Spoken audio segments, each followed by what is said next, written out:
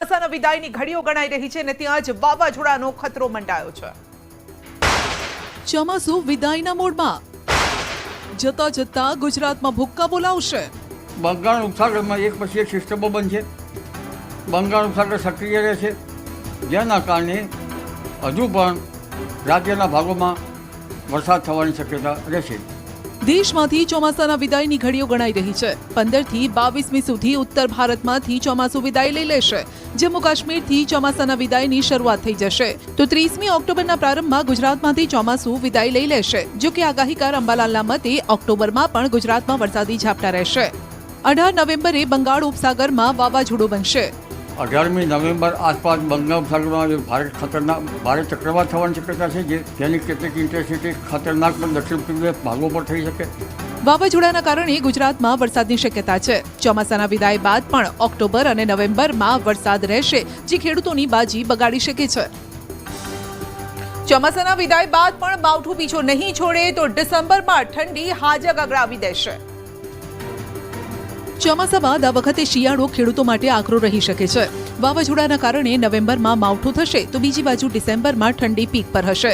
હવામાન વૈજ્ઞાનિકોએ પણ ચેતવણી આપી છે કે ચાલુ વર્ષના અંત સુધીમાં લા નીનાની પરિસ્થિતિ નિર્માણ થશે, જે લોકોને ધ્રુજાવી દેશે। હવામાન આગાહીકાર અંબાલાલના મતે ડિસેમ્બરના અંતમાં એટલે કે 22 ડિસેમ્બરથી દેશના ઉત્તરીય ભાગોમાં હિમવર્ષા થશે। ઉત્તરમાં જ્યાં ઠંડી હાજા ગગડાવતી હશે, ત્યાં જ રાજ્યના લોકો પણ થરથર કાંપવા લાગશે।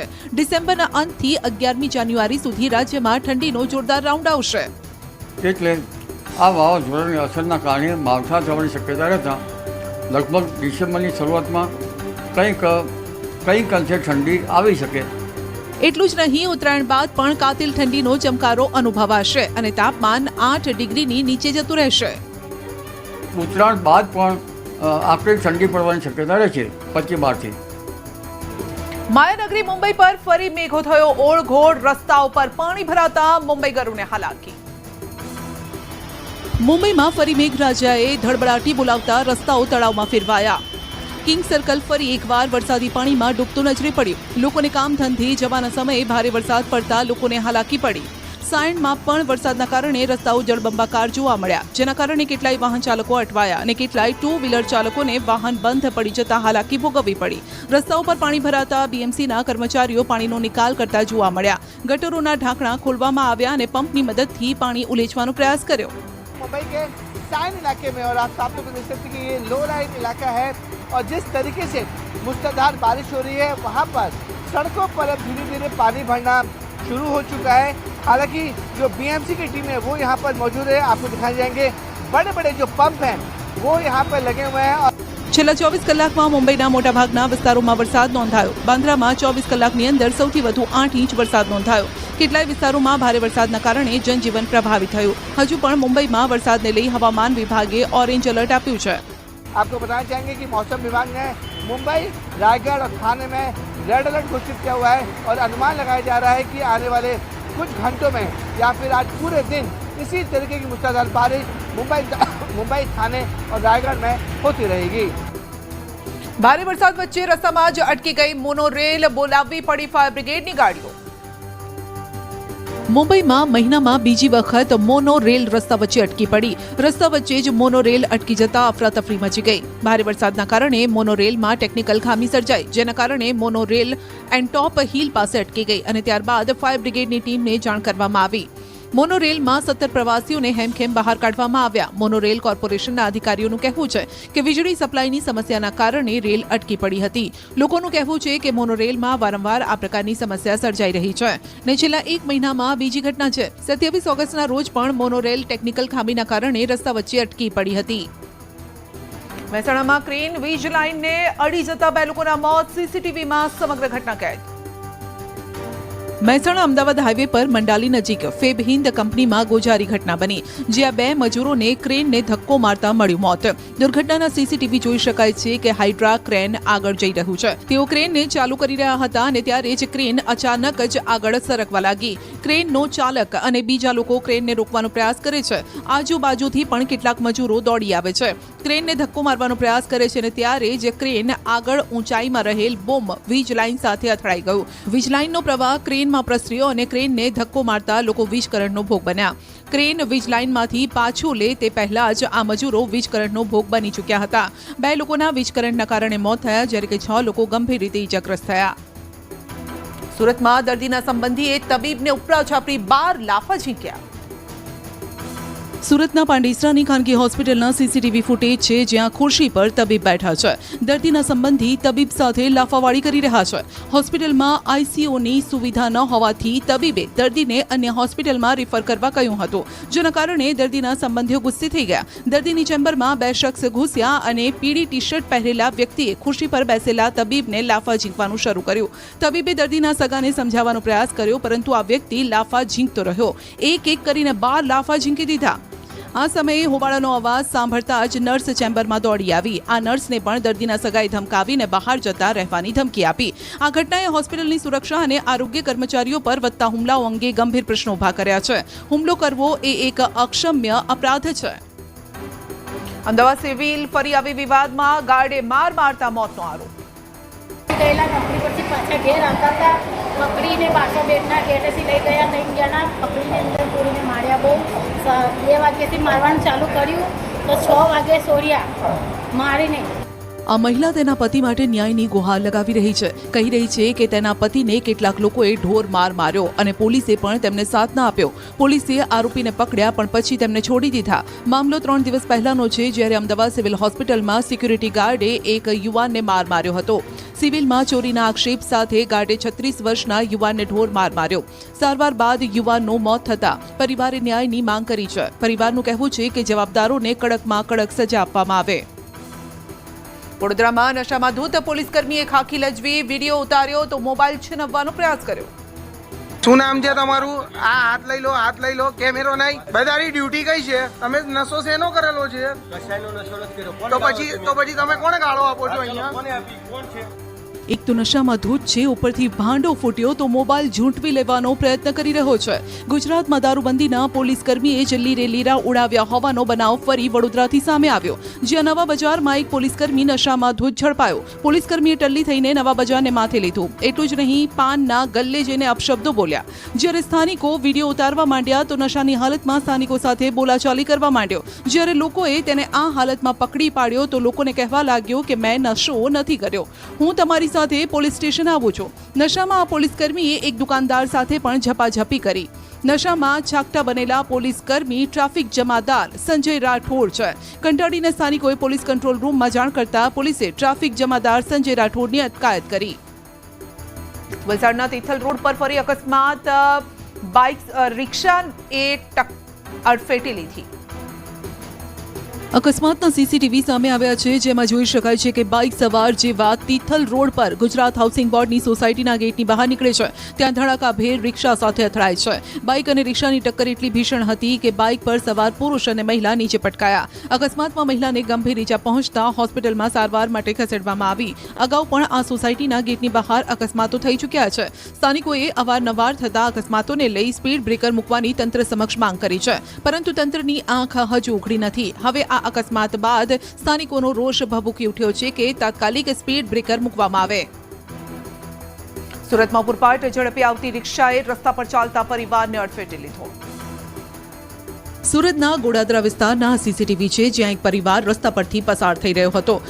બાળકો અને મહિલાઓ પણ સાથે હતા અને ત્યારે જ એક રિક્ષા ચાલકે ખતરનાક સ્પીડમાં રિક્ષા ચલાવી, જેના કારણે રિક્ષા સીધી જ રોડની સામેની સાઈડમાં ચાલીને જઈ રહેલા પરિવાર પર ત્રાટકી. પાર્ક કરેલા ટેમ્પા સાથે અથડાઈ અને પલટી મારી ગઈ. રિક્ષા ટકરાતા કેટલાક લોકો નીચે પટકાયા. રિક્ષાએ અડફેટે લેતા 4 લોકોને ઈજા પહોંચી છે. અકસ્માત બાદ લોકોનું ટોળું એકઠું થઈ ગયું. રિક્ષા સીધી કરી રિક્ષાનો ચાલક પણ રસ્તા પર નીચે પડેલો જોવા મળ્યો. બાદમાં પોલીસ પહોંચીને કાર્યવાહી કરી. અકસ્માતની આ ઘટના બાદ અહીંથી પસાર થતા રાહદારીઓમાં ફફડાટ છે. રાજકોટથી તલાટીની પરીક્ષા આપી પોરબંદર પરત ફરતા કાર ભેટ્યો તો અમદાવાદ લીંબડી હાઈવે પર 2 યુવાનોના અકસ્માતમાં મોત. રાજકોટ પોરબંદર હાઈવે પર એક ગમફાર અકસ્માતમાં એક જ પરિવારના 3 લોકોના કરુણ મોત નીપજ્યા. અકસ્માત કુતિયાણા નજીક થયો. પોરબંદરના છાયા વિસ્તારમાં રહેતા માલદેવ ભૂતિયા રાજકોટથી તલાટીની પરીક્ષા આપી પરત ફરી રહ્યા હતા. કારમાં તેમની સાથે પત્ની, બાળકી અને સાળો પણ સાથે હતા. કાર ડિવાઈડર સાથે ધડાકાભેર અથડાઈ હતી. આ અકસ્માત એટલો ભયંકર હતો કે કારનો કચરખાણ વળી ગયો. અકસ્માતમાં માલદેવ ભૂતિયા, તેમના પત્ની અને સાળાનું ઘટનાસ્થળે મોત નીપજ્યું, જ્યારે કે બાળકીનો ચમત્કારિક બચાવ થયો. બાળકીને પોરબંદરની સરકારી ભાવસિંહજી હોસ્પિટલમાં સારવાર માટે દાખલ કરવામાં આવી. આ તરફ સુરેન્દ્રનગરના લીંબડી અમદાવાદ નેશનલ હાઈવે પર અજાણ્યા વાહને 2 વ્હીલર પર જઈ રહેલા 2 યુવકોને અડફેટે લીધા. પાણશીણા ગામના પાટિયા પાસે અકસ્માત થયો. પૂરપાટ ઝડપે આવતા અજાણ્યા વાહને 2 વ્હીલર પર જઈ રહેલા 2 યુવકોને અડફેટે લેતા તેમના ઘટનાસ્થળે મોત નીપજ્યા. અકસ્માત બાદ વાહન ચાલક ફરાર થઈ ગયો. સુરતમાં ટ્યુશનથી ઘરે જતા મોપેડ સ્લીપ થયું. અકસ્માતમાં વેપારીએ ગુમાવી એકની એક દીકરી. રાજકોટમાં ફરજિયાત હેલ્મેટના નિયમને લઈ વિરોધ ચાલી રહ્યો છે. બીજી તરફ સુરતમાં એક સગીરાએ હેલ્મેટ ન પહેર્યું હોવાના કારણે જીવ ગુમાવવાનો કિસ્સો સામે આવ્યો. સગીરા પોતાનું મોપેડ લઈ હેલ્મેટ પહેર્યા વગર ટ્યુશનથી ઘર તરફ જઈ રહી હતી. એ દરમિયાન ઓચિંતા મોપેડ સ્લીપ થઈ જતા માથામાં ગંભીર ઈજા પહોંચી અને તેને તાત્કાલિક સારવાર મળે તે પહેલા જ અંતિમ શ્વાસ લીધા. મેન્યુફેક્ચરરનો વેપાર કરતા વેપારીની એકની એક દીકરીના મોતથી પરિવારમાં માતમ છવાયો છે. માર્ગ અકસ્માતની બનેલી ઘટનાથી અગ્રવાલ પરિવાર પર જાણે કે આપ તૂટી પડ્યું છે. આ ઘટનાએ ફરી એકવાર સાબિત કર્યું છે કે વાહન ચલાવતી વખતે હેલ્મેટ પહેરવું કેટલું અનિવાર્ય છે. ગુરુગ્રામમાં લથડિયા ખાતે કારે 2 વ્હીલર ચાલકને લીધો અડફેટે. હૈયો હચમચાવી નાખે તેવા સીસીટીવી. ગુરુગ્રામમાં તેજ રફતારનો કહેર. ટનલની અંદર એક બાઇક ચાલકને મારી ભીષણ ટક્કર. આ દ્રશ્ય ગુરુગ્રામના MBS મોલ અંડરપાસના છે, જ્યાં રોજની જેમ ટ્રાફિક હતો. વાહનો આગળ વધી રહ્યા હતા અને ત્યારે જ કંઈક એવું થયું કે વાહન ચાલકોના શ્વાસ અદ્ધર થઈ ગયા. પૂરપાટ ઝડપે આવતી કાળા કલરની કાર બેકાબુ બની. કાર ચાલકે સંતુલન ગુમાવ્યું અને લથડિયા ખાતી આ કાર આગળ જતા 2 વ્હીલરને ધડાકાભેર અથડાઈ હતી. આ 2 વ્હીલર ચાલકને તો અણસાર પણ ન હતો કે તેની પાછળ શું થઈ રહ્યું છે. પળવારમાં 2 વ્હીલરને ટક્કર મારી વાહન પર સવાર 2 લોકો નીચે પટકાયા. ત્યારબાદ કાર પણ અંડરપાસની દિવાલ સાથે અથડાઈ. આ સમગ્ર ઘટના પાછળ આવતી કારના કેમેરામાં રેકોર્ડ થઈ. આ ટક્કરમાં 2 વ્હીલર પર સવાર બંને લોકો ઇજાગ્રસ્ત થયા. પંજાબના જલંધરથી પણ હૈયો હચમચાવી નાખે તેવા અકસ્માતના સીસીટીવી. પંજાબના જલંધરમાં 2 કાર ધડાકાભેર સાથે અથડાઈ. ટક્કર એટલી ભીષણ હતી કે એક કાર તો ગોળ ગોળ ફરવા માંડી અને ત્યાં પાર કરેલ ત્રીજી કાર સાથે અથડાઈ ગઈ. અકસ્માતના સીસીટીવી મોડલ ટાઉન માતા રાણી ચોક પાસેના છે, જ્યાં એક કાર વળાંક પરથી આવી રહી હતી અને જ્યારે કે બીજી કાર સામેથી આવતી હતી. બંને કાર ફૂલ સ્પીડમાં હતી. એકબીજા સાથે ટકરાઈ ગઈ. ટક્કર બાદ ક્રેટા કારનો ચાલક ફરાર થઈ ગયો. દુર્ઘટના બાદ એટલો ભયંકર અવાજ આવ્યો કે લોકો આસપાસના ઘરમાંથી બહાર દોડી આવ્યા. અકસ્માતમાં કોંગ્રેસના પૂર્વ સાંસદ મોહિન્દર કેપીના પુત્ર રીચી કેપીનું દર્દનાક મોત થયું.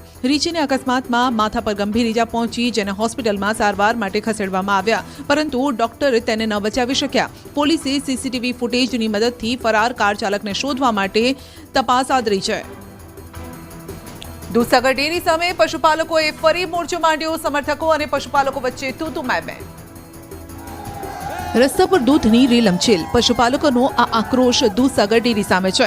ફરી પશુપાલકો આકરા પાણીએ છે. પાટણના હારીજમાં પશુપાલકનું સંમેલન યોજાયું, જ્યાં દૂધસાગર ડેરીના સમર્થકો ધસી આવતા હોબાળો થયો.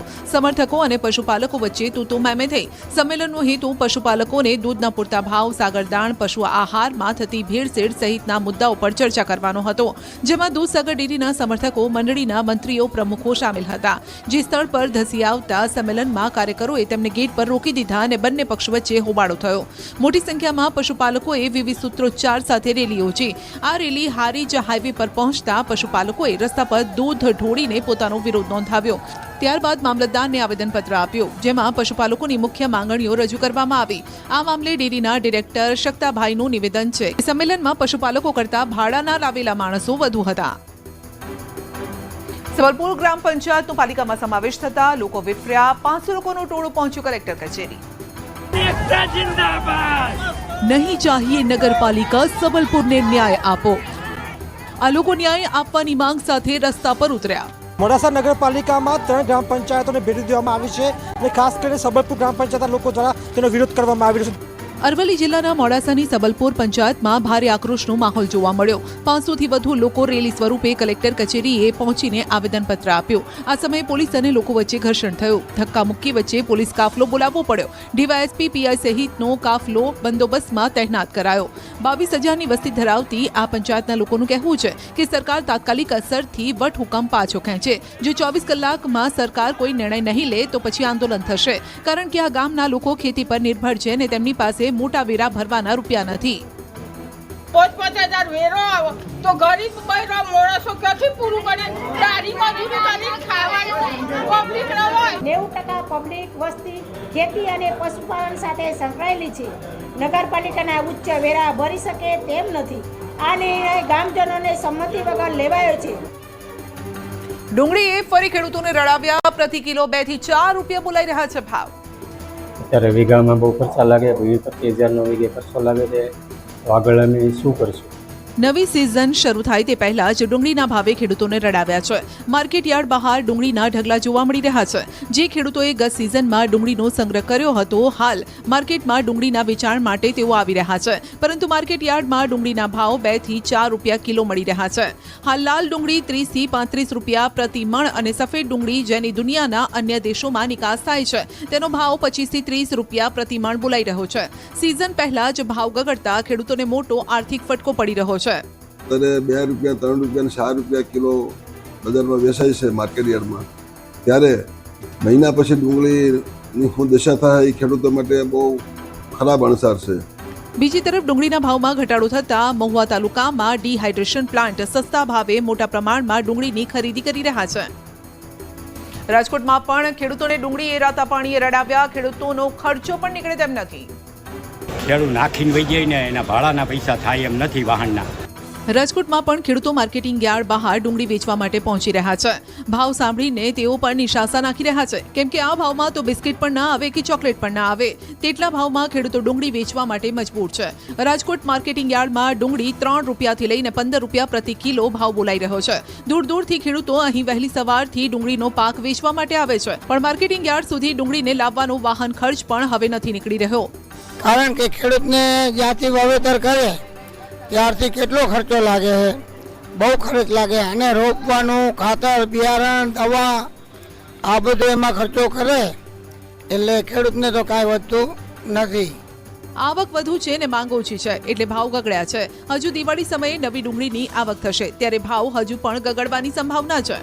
અત્યારે જે ડુંગળીનો સ્ટોક ગયા વર્ષનો પુષ્કળ પડેલો છે ખેડૂત પાસે, અને નબળા માલ ઝાઝા આવે છે, સારા માલ ઓછા આવે છે, અને બજારમાં માંગ ઓછી હોવાથી ડુંગળીની ભાવમાં થોડોક ઓછો ભાવ આવે છે. આણંદમાં કેળાએ ખેડૂતોનો કસ કાઢ્યો. ભાવ તળિયે બેસી જતા ખેડૂતોને ફટકો. વરસાદના કારણે ટ્રાન્સપોર્ટેશન બંધ થયું એટલે કેળાનું બજાર એકદમ ઓછું થઈ ગયું. ભારે વરસાદના કારણે ખેડૂતોને હવે કેળાની ખેતીમાં ખોટ આવી છે.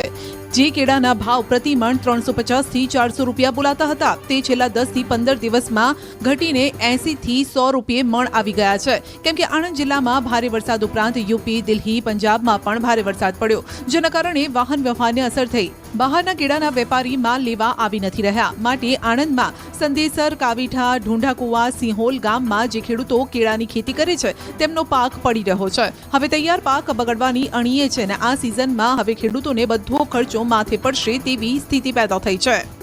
વેપારી આયા નથી, એના માટે જે માલ થયેલો રેડી હતો એ કપાઈ ગયો નહીં અને પાકવા માંડ્યો અને એના લીધે જે 400 રૂપિયા, 350, 400 રૂપિયા હતા એ અત્યારે એ માલની કિંમત છે 80 થી 100 રૂપિયાની અંદર. સુરતમાં ચડ્ડી બનિયાનધારી ગેંગ ત્રાટકી. કંઈ હાથે ન લાગતા બીલા મોઢે પાછા ફર્યા. મોઢે બોકાની બાંધી, હાથમાં ટોર્ચ લઈ ફરી ત્રાટકી ચડ્ડી બનિયાનધારી ગેંગ. સુરતના કામરેજમાં ફરી ચોર ટોળકીએ તરખાટ મચાવ્યો. રાતના અંધારાનો લાભ લઈ 3 ચોર કામરેજના વિહાન ગામે પહોંચ્યા. મંડળી ઘર અને મંદિરને નિશાન બનાવ્યું. અલગ અલગ વિસ્તારોમાં પહેલા રેકી કરીને પછી હાથ ફેરો કરવા માટે ઉપડી ગયા. અંધારું હોવાથી તેઓ હાથમાં ટોર્ચ લઈને આવ્યા. એક બાદ એક બાગાયતી મંડળીમાં 3 ચોર પ્રવેશ્યા. તેઓએ ચોરીનો પ્રયાસ કર્યો. ટેબલો ફંફોડ્યા પણ કિંમતી કોઈ વસ્તુ ન મળી. તોતરેલી કઢી જેવું મોઢું લઈને પાછા ફર્યા. જો કે તસ્કરોના આ સીસીટીવી ફૂટેજ સામે આવતા ગામ લોકોએ ઘટનાની જાણ કામરેજ પોલીસને કરી. 2024ની સાયકલો ખાઈ રહી છે ધૂળ. શાળા પ્રવેશોત્સવમાં વિદ્યાર્થીઓને અપાતી સાયકલોનો જથ્થો છોટાઉદેપુરમાંથી મળ્યો. રાજ્યમાં શાળાઓનું પહેલું સત્ર પતી ગયું, પરંતુ બાળાઓને ન અપાઈ સાયકલ, જેનો આ પુરાવો છે વર્ષ 2024-25 અને 25-26ના સ્ટીકરવાળી 1293થી વધુ સાયકલો અહીં ધૂળ ખાઈ રહી છે, જે વિદ્યાર્થીઓ પાસે હોવી જોઈતી હતી. છોટાઉદેપુરના વસેડી ગામના એક મકાનમાં આ જથ્થો મૂકવામાં આવ્યો છે. સરસ્વતી સાધના યોજના અંતર્ગત આદિવાસી બાળાઓને સાયકલોનું વિતરણ શાળા પ્રવેશોત્સવ સમયે જ કરવામાં આવતું હોય છે, જે ન થતાં કોંગ્રેસે પણ સવાલ ઉઠાવ્યા. આ પ્રકારની સાયકલો ગયા વર્ષે પણ મળી આવી હતી અને પાછલા 14, 15, 16, 17, 23 સુધીની હતી. સવાલ તો એ છે કે આ સાયકલોનું ફિટિંગ હજુ થયું જ નથી. બધા સ્પેર પાર્ટ અલગ છે. ત્યારે અધિકારી રાગ આલાપી રહ્યા છે કે 8 દિવસમાં તેને વિતરિત કરી દેવાશે. પોર્ટલ પર જે રીતે ઓનલાઈન અરજીઓ મળેલી છે એના ઓર્ડરો જનરેટ કરી અને અમે નેક્સ્ટ વીક એને વિતરણ કરવાનું કમ્પ્લીટ પ્લાનિંગ કરેલી છે. આજે ચોમાસાના સમયની અંદર જે આ સાયકલોનો જે જથ્થો છે તે હાલ તો બહાર પડી રહ્યો છે, એટલે વરસાદ પડે તો જે સામાન આવ્યો છે તે કટાઈ જાય તેવી પણ શક્યતાઓ રહેલી છે.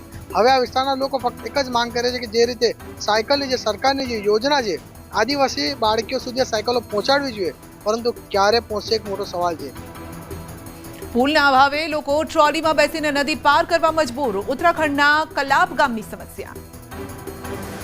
વરસાદી આફત છે કે ઉત્તરાખંડનો પીછો નથી છોડી રહી. તેવામાં તંત્રની ઉદાસીનતા આ લોકો માટે અભિશાપ સમાન બની છે.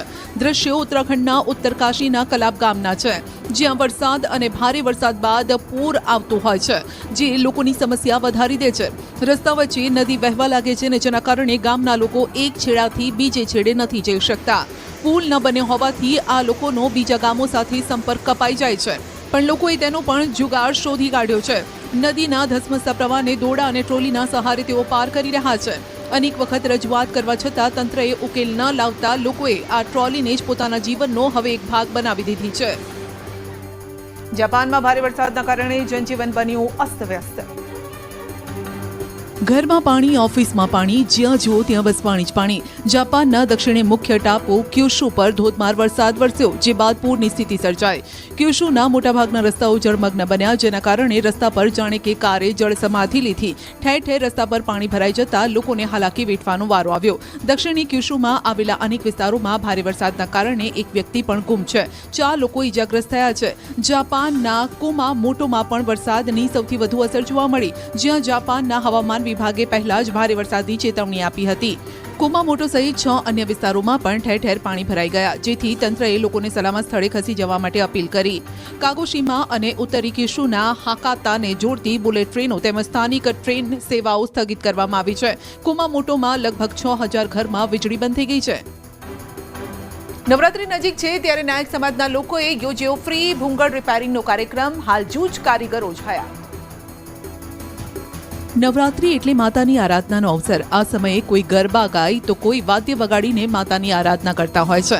તેમાંય નાયક સમાજના લોકો માતાની ભક્તિ કંઈક અલગ રીતે કરે છે. નવરાત્રી અને દિવાળી તેમના માટે મોટો ઉત્સવ મનાય છે. આ સમયે તેઓ ભૂંગળ વગાડી માતાને રીઝવે છે, કારણ કે ભૂંગળ એ નાયક સમાજનું ઘરેણું મનાય છે.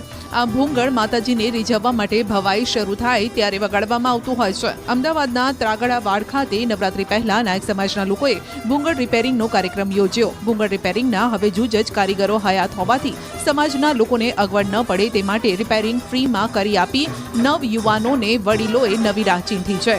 અનાયક પરિવારના લોકો પાર્ટી પ્લોટમાં ગરબા ગાવા માટે નથી જતા, પરંતુ મા અંબાના મંદિરમાં 9 દિવસ રોડ પર રાત્રે બેસીને તેમની આરાધના કરે છે. આમ આજે પણ કોટ વિસ્તારમાં સંસ્કૃતિનો વારસો તેઓએ જાળવી રાખ્યો છે. અયોધ્યાની જેમ મેરઠમાં યોજાશે દેશની સૌથી હાઈટેક રામલીલા. બજેટ 1 કરોડથી વધુ. અયોધ્યાની રામલીલા પછી જો દેશમાં કોઈ રામલીલાની સૌથી વધુ ચર્ચા થતી હોય તો તે છે મેરઠની રામલીલા. આ વખતે મેરઠ કેન્ટની રામલીલા 21 સપ્ટેમ્બરથી શરૂ થશે, જે દશેરા સુધી ચાલશે. આ વખતે મેરઠની ઐતિહાસિક રામલીલાનું બજેટ 1 કરોડથી વધુ હશે. રામલીલાનું સ્ટેજ એક મહેલની જેમ તૈયાર કરાઈ રહ્યું છે, જે લોકોના આકર્ષણનું કેન્દ્ર બન્યું છે.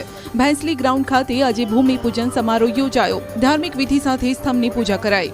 ભૂમિપૂજન કાર્યક્રમમાં મેરઠ હાપુર લોકસભા બેઠકના સાંસદ સહિત અનેક બુદ્ધિજીવીઓ પણ હાજર રહ્યા. આ દરમિયાન સમગ્ર વાતાવરણ જય શ્રી રામના નારાથી ગુંજી ઉઠ્યું. 20 સપ્ટેમ્બરે ભગવાન શિવની ભવ્ય શોભાયાત્રા કાઢ્યા બાદ 21 સપ્ટેમ્બરથી રામલીલા નાટક સ્વરૂપે રજૂ કરવામાં આવશે. मैंने पिछली बार यहाँ मैं आया था इस रामलीला में और बहुत भव्य थी। आई एम श्योर इस बार उससे भी ज़्यादा भव्य होगी। ऐसा स्वरूप नजर आएगा जो यहाँ मंच तैयार किया जा रहा है महल के रूप में। इस बार ये जरा सूक्ष्म दिखाइए कि किस तरह से सूर्य बना हुआ है और महल नुमा ये आकृति तैयार की गई है। ऐसा ही ढांचा आपको यहाँ रामलीला के मंचन में नजर आएगा।